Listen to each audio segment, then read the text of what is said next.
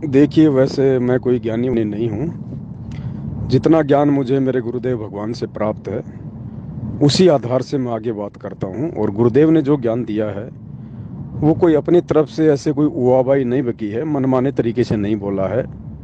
उन्होंने शास्त्रों से सारा निष्कर्ष निकालकर, शास्त्रों से दिखा दिखा कर सब कुछ बोला है। ये धर्म का चक्कर क्या है, जाति का चक्कर क्या है, इन चीज़ों को थोड़ा सा यदि हम अपनी बुद्धि पर जोर डालेंगे, शास्त्रों को खंगालने की कोशिश करेंगे, तो सब कुछ निकल कर सामने आ जाएगा। हालांकि दुनिया बहुत ज़्यादा रिसर्च करती है धर्म के ऊपर, शास्त्रों के ऊपर, लेकिन ऐसे समझ में नहीं आ सकते, क्योंकि हमारे जो धर्म शास्त्र होते हैं वो कोड वर्ड में हैं, संकेतों में हैं, श्लोकों में हैं। और जैसा उनको हम पढ़ के अपने बुद्धि स्तर से अर्थ निकालने का प्रयास करते हैं, वैसा उनका अर्थ नहीं होता है बिल्कुल भी। तो शास्त्रों के सार को केवल कोई तत्वदर्शी संत ही निकाल सकता है। और जो तत्वदर्शी संत होता है वो पूरे विश्व में एक समय में केवल एक ही होता है। और वर्तमान में वो तत्वदर्शी संत संत रामपाल जी हैं, जिन्होंने सारा सार निकाल कर दे दिया है शास्त्रों का। क्या चक्कर है ये।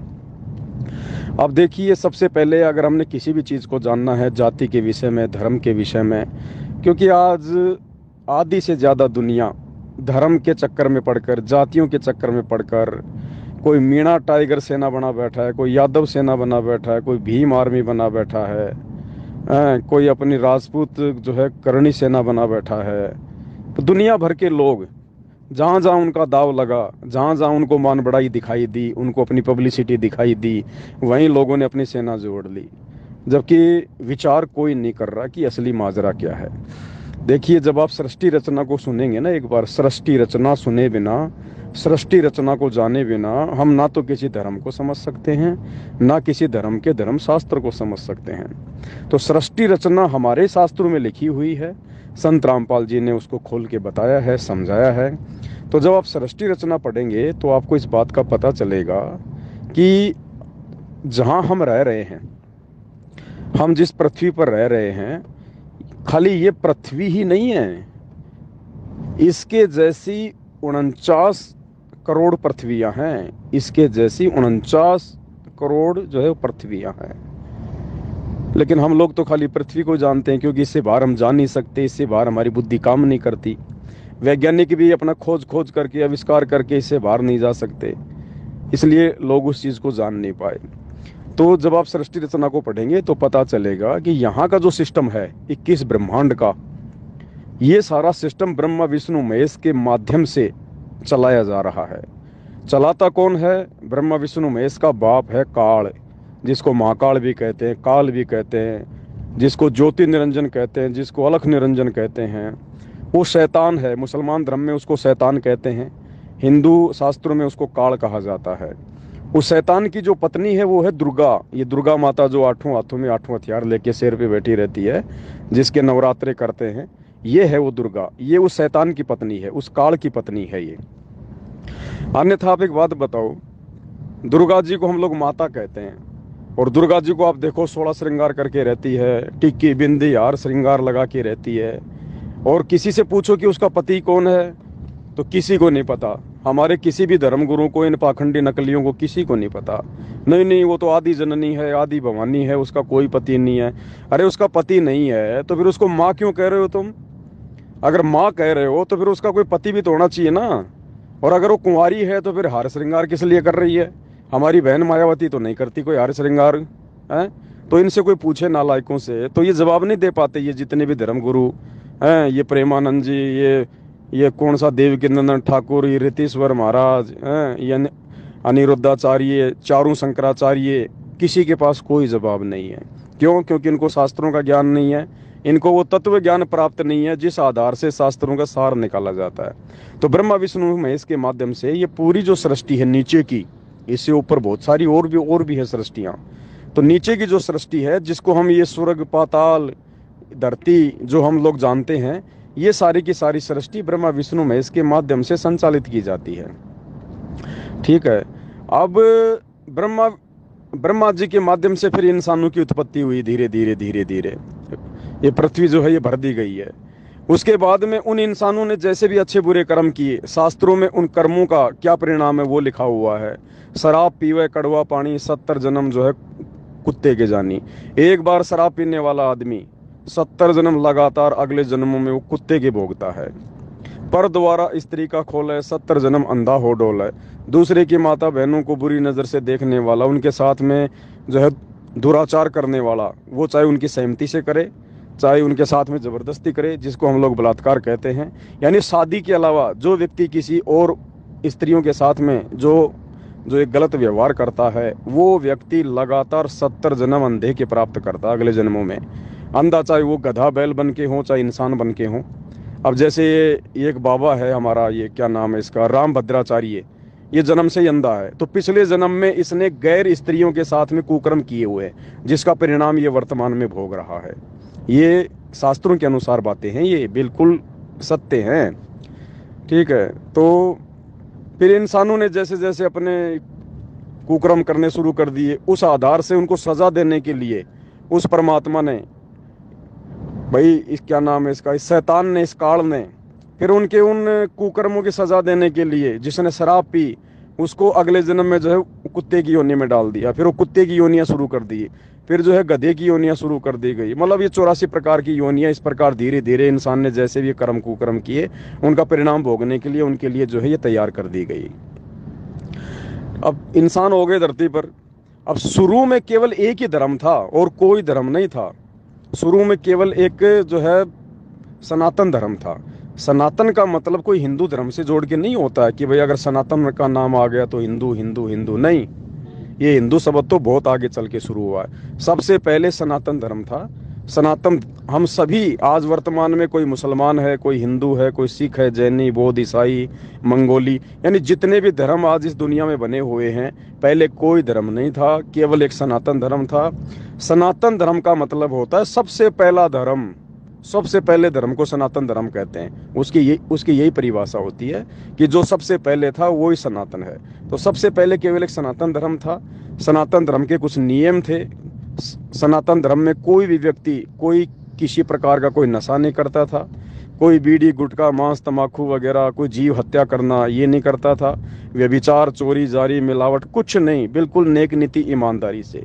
यानी जैसे हम कहते हैं ना कि सतयुग में यहाँ के जो इंसान थे वो देवताओं के समान थे, तो शुरुआत में ऐसा था। हर आदमी अपना नेक नीति से काम करता था, प्यार प्रेम से रहा करता था। कोई हिंदू नहीं, कोई मुसलमान नहीं, कोई सिख नहीं, कोई ईसाई नहीं। आगे चल के जैसे जैसे इंसान की ये जो मानसिक जो प्रवृत्ति है वो बिगड़ती चली गई शैतान के प्रभाव से, क्योंकि ज्ञान नहीं होगा, शास्त्रों की जानकारी नहीं होगी, तो इंसान अपने भले बुरे के बारे में नहीं सोच सकता। धीरे धीरे आगे चलकर समाज में जो है नशे ने अपना जो है वो घर कर लिया, लोग मांस खाने लग गए हैं, लोग भगवान की भक्ति जो है वो सही नहीं करते थे, शास्त्रों के अनुसार नहीं करते थे। जो हमारे धर्म गुरु थे उन्होंने हमारे को उल्टा सीधा ज्ञान समझा दिया। भाई किसी ने अपना पेट भरने के लिए पाखंड पूजा शुरू करवा दी, किसी ने माता जी के चक्कर लगाने शुरू कर दिए, किसी ने मंदिर बनवाने शुरू कर दिए। यानी शास्त्रों के अनुसार जो साधना होती है वो साधना हमें प्राप्त हुई नहीं, साधना के बिना हमें लाभ हुआ नहीं। और फिर जब हमारे ऊपर संकट आए तो हमने समाधान के लिए इन धर्मगुरुओं के पास जाना शुरू कर दिया। धर्मगुरुओं को जैसा ज्ञान था उल्टा सीधा ज्ञान बता दिया। इससे फिर आदमी के जो है कर्म बिगड़ते जो है वो चले गए। फिर इंसान ने धन कमाने के लिए, सुख प्राप्ति के लिए उल्टे सीधे काम करने शुरू कर दिए, और धीरे धीरे आगे चलकर फिर जो है ये धर्म बन गए। फिर जैसे हज़रत मोहम्मद आया आज से जो है लगभग 1400 साल पहले, तो हज़रत मोहम्मद ने एक नया धर्म चला दिया, लोगों को अपनी तरफ से नए जो है मतलब की परिपाटी उन्होंने वो चला दी। जो हज़रत मोहम्मद के नियमों को फॉलो करने लगे उनको जो है मुसलमान कहने लगे। भाई अब अगर मुसलमानों से कोई पूछे कि भाई मुसलमान धर्म की स्थापना जो है वो किसने की, इस्लाम धर्म को किसने चलाया, तो वो क्या कहेंगे, हज़रत मोहम्मद ने बनाया इस्लाम धर्म, हज़रत मोहम्मद ने चलाया मुसलमान धर्म। भाई हज़रत मोहम्मद ने तो इस्लाम धर्म को बनाया, वो बनाएगा कब, पैदा होने के बाद ही बनाएगा ना, या माँ के पेट में बना दिया था उसने। हज़रत मोहम्मद पैदा हुआ, उसके बाद उसको जो भी उसने कोई शिक्षा प्राप्त की, आगे चलकर उसने लोगों को अपने विचार दिए, धीरे धीरे लोग उसकी विचारधारा से सहमत होने लगे, तो आगे चल के मुसलमान धर्म बन गया, एक जो है मतलब इस्लाम धर्म बन गया। तो ठीक है, अगर हज़रत मोहम्मद ने इस्लाम धर्म बनाया चलाया है, तो हज़रत मोहम्मद का जन्म कौन से धर्म में हुआ था? भाई हज़रत मोहम्मद ने तो मुसलमान धर्म को बनाया, उसको चलाया। हज़रत मोहम्मद ने इस्लाम धर्म को जन्म दिया, कब दिया? जन्म होने के बाद दिया ना। तो फिर हजरत मोहम्मद का कौन से धर्म में जन्म हुआ था? क्योंकि इस्लाम तो उसने बाद में चलाया। तो हजरत मोहम्मद के माता पिता कौन से धर्म में थे? उसके दादा परदादा कौन से धर्म को फॉलो करते थे? हजरत मोहम्मद का जन्म कौन से धर्म में हुआ था? केवल जो है सनातन धर्म में जन्म हुआ था। रामचंद्र का भी सनातन धर्म में जन्म हुआ था, श्री कृष्ण जी का भी सनातन धर्म में जन्म हुआ था, आपके जो मतलब बुद्धा जी हैं उनका भी जो है इसमें सनातन धर्म में हुआ था जन्म। सबका सनातन धर्म में जन्म हुआ। लेकिन आगे चल के फिर सनातन धर्म के नियमों को लोगों ने फॉलो नहीं किया, क्योंकि सही भक्ति की नहीं, सही भक्ति से लाभ हुए नहीं, उल्टे सीधे जो है कांड लोग जो है करने लग गए। फिर समाज में चार जो है मतलब वर्ण बन गए। समाज में चार वर्ण बन गए, ब्राह्मण, क्षत्रिय, वैश्य और शूद्र। जो जैसा काम करने लगा लोग उसी को उसी दृष्टि से जो है वो देखने लगे। यानी ये द्वापर युग तक कोई भी धर्म नहीं था इस धरती पर, कोई धर्म नहीं था। श्री कृष्ण जी की सेना में एक भी कोई मुसलमान का नाम बता दो, एक भी मुसलमान का नाम बता दो, उसके रिश्तेदारों में, उसके यार दोस्तों में।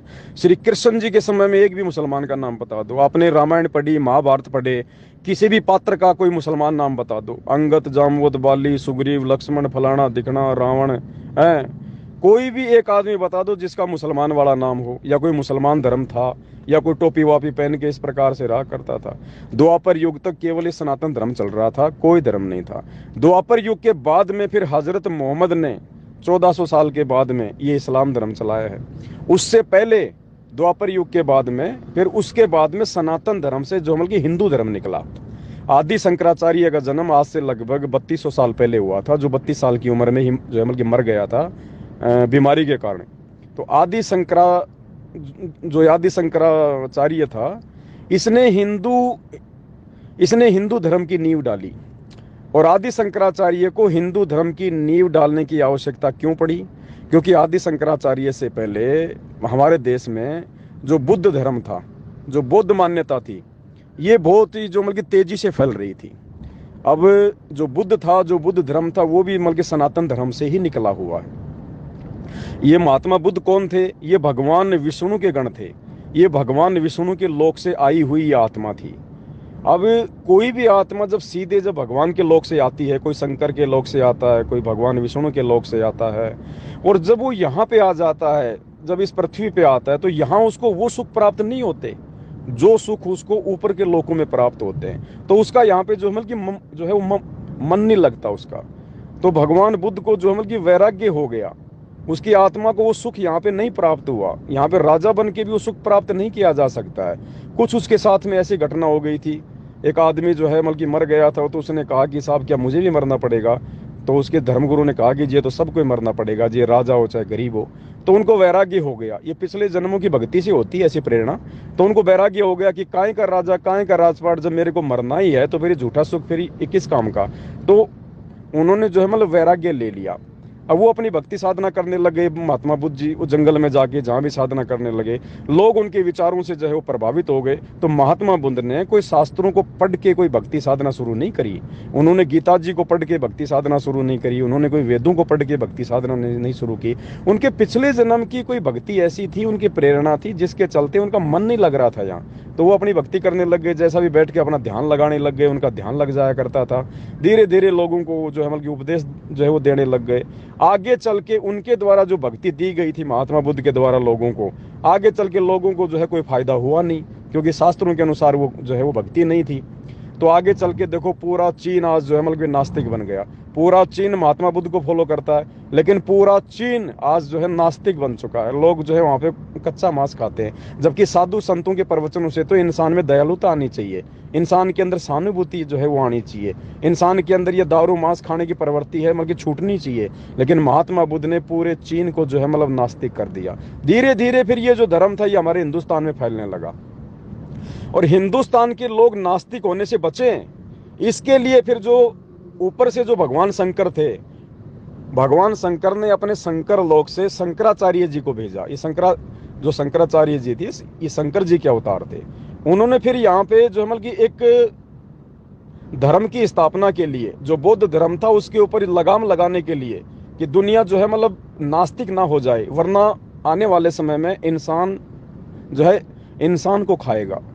तो भगवान शंकर ने ऊपर से अपने जो है वो गण को भेजा, ये शंकराचार्य जी को, और शंकराचार्य जी ने चारों वेदों के अनुसार फिर से लोगों को ज्ञान देना शुरू किया। वेदों में जो भक्ति है लोगों को वो बताना शुरू किया, जो कर्म कांड है वो बताने उन्होंने शुरू किए, जिससे धीरे धीरे धीरे धीरे बौद्ध धर्म का प्रभाव जो है वो कम हो गया और हिंदू धर्म का जो प्रभाव है जो मतलब कि वो बढ़ने लगा। तो बौद्ध धर्म के बढ़ते जो है प्रभाव को, लोगों को नास्तिकता से जो है बचाने के लिए शंकर जी ने आदि शंकराचार्य को 3200 वर्ष पहले धरती पर भेजा था।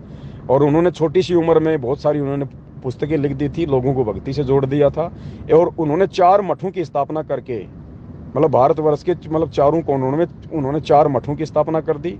चार उन्होंने अपने शंकराचार्य बैठा दिए ताकि ये लोग जो है मतलब धर्म के प्रतिनिधि बनकर रहें। ठीक है, फिर आपका मतलब हिंदू धर्म का जो है प्रचार प्रसार होने लगा। उसके बाद हिंदू धर्म के बाद फिर लगभग 250 वर्ष पहले जो है ये आपके ईसा मसीह ने फिर ये ईसाई धर्म चला दिया। ये जो ईसा मसीह थे ये भी भगवान विष्णु के लोक से आए हुए थे। यहाँ आके इनको भी कुछ सुख प्राप्त नहीं हुआ, ये भी अपना फिर जैसा इनको ज्ञान था वैसा ज्ञान ये लोगों को देने लग गए। इन्होंने भी एक नया जो है मतलब अपना धर्म खड़ा कर दिया। उसके बाद 1400 साल पहले हजरत मोहम्मद का जन्म हुआ। हजरत मोहम्मद ने फिर जो है ये मुसलमान धर्म की जो है नींव डाल दी। फिर उसके बाद लगभग 550-600 साल पहले महावीर स्वामी हुआ। महावीर स्वामी ने जैन धर्म की नींव डाल दी। बाबा नानक जी ने सिख धर्म की नींव डाल दी आज से 550 साल पहले। तो इस प्रकार ये धर्म बने, ये इंसानों के धर्म बनाए हुए हैं, भगवान के बनाए हुए नहीं है। भगवान ने तो केवल इंसान बनाया था और इंसान को जो है कैसे रहना है, कैसे उसको चलना है, इसके लिए भगवान ने उनको एक मैनुअल दिया था। मैनुअल दिया उनको, एक वो पुस्तिका दी जिसको कहते हैं वेद, कि वेदों के अनुसार भक्ति करोगे तो तुम्हारे काम होंगे, तुम्हारा शरीर सही रहेगा, तुम्हारे बाल बच्चे ठीक रहेंगे, तुम्हें कोई आपत्ति नहीं आएगी। ठीक है, तो ये इस प्रकार का पूरा ये सिस्टम है। लेकिन ये सब कुछ होने के बावजूद भी लोग सुखी नहीं है, लोगों में शांति नहीं है, किसी के पास में सत्य भक्ति नहीं है। इसलिए फिर वो पूर्ण परमात्मा, वो ब्रह्मा विष्णु महेश से भी जो ऊपर है वो भगवान, वो स्वयं ही फिर, आप गीता जी का अध्याय 4 श्लोक नंबर 34 पढ़ेंगे तो आपको पता चलेगा।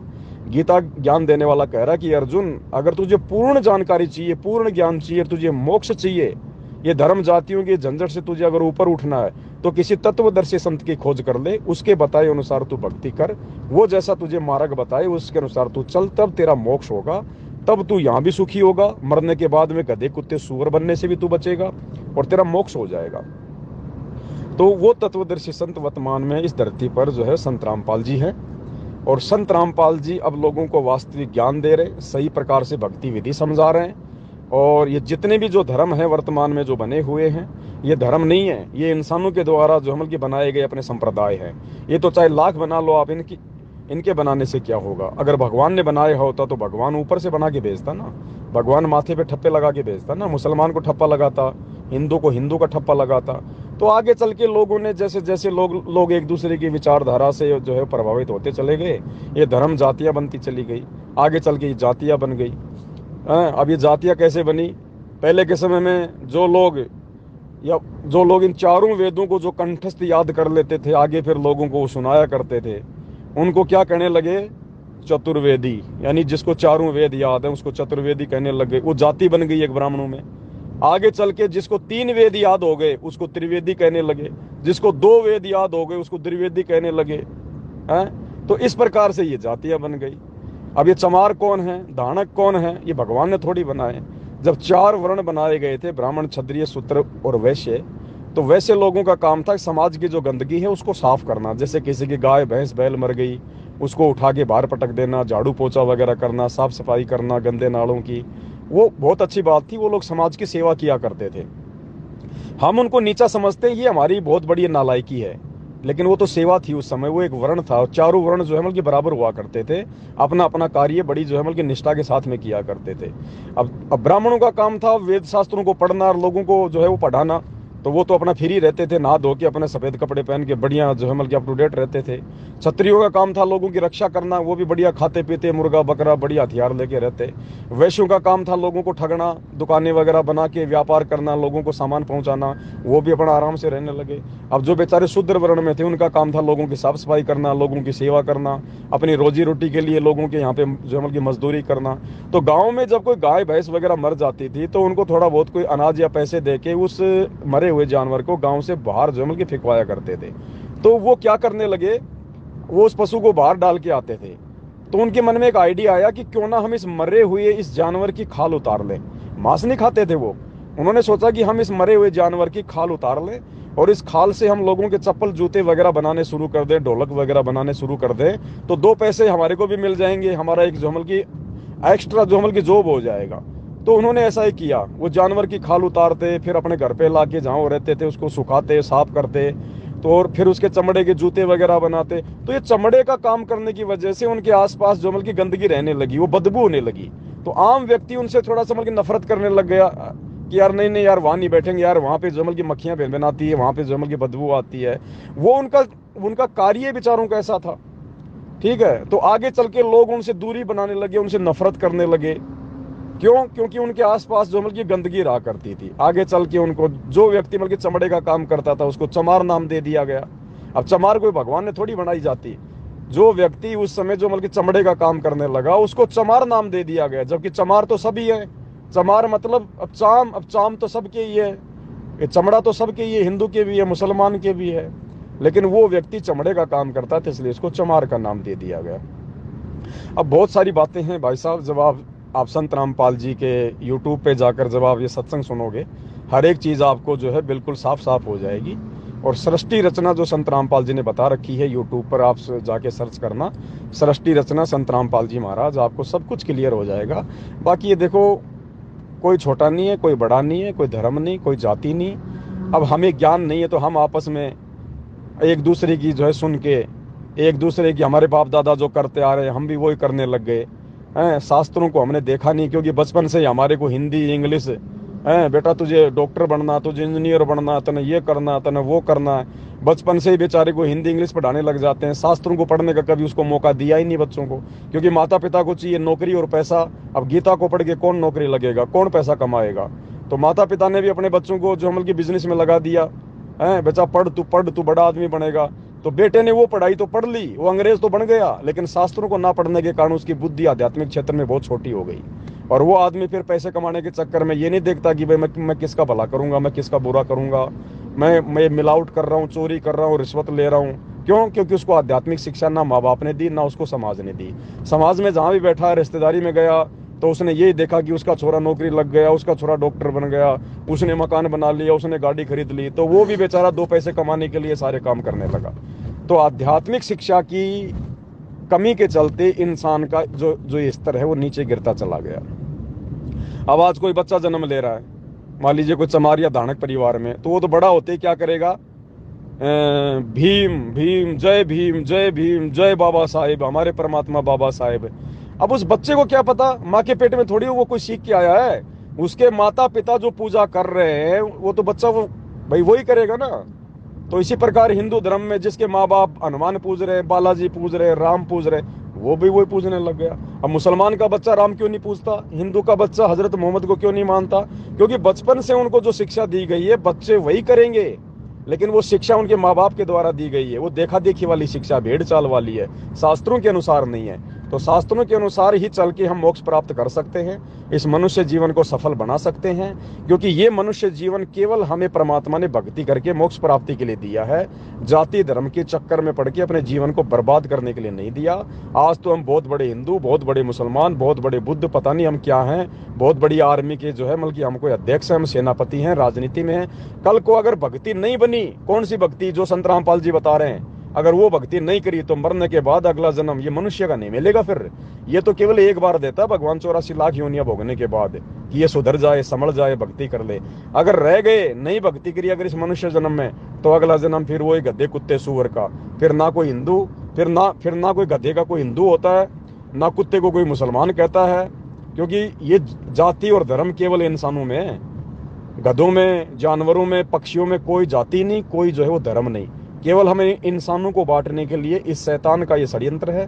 इसने हम सबको शास्त्रों के ज्ञान से अपरिचित करके ये जातियों में, धर्मों में बांट रखा है, सीमाओं में बांट रखा है, देश और दुनिया में बांट रखा है। बाकी जानवरों का कोई देश नहीं, कोई जातियां नहीं, कोई धर्म नहीं, कोई नाम नहीं, कुछ नहीं। सब कुछ इंसानों के ऊपर लागू कर दिया इसने, ताकि इंसान को जो बुद्धि मिली है थोड़ी बहुत, इस बुद्धि का इस्तेमाल ये भक्ति और भगवान की प्राप्ति में ना कर ले।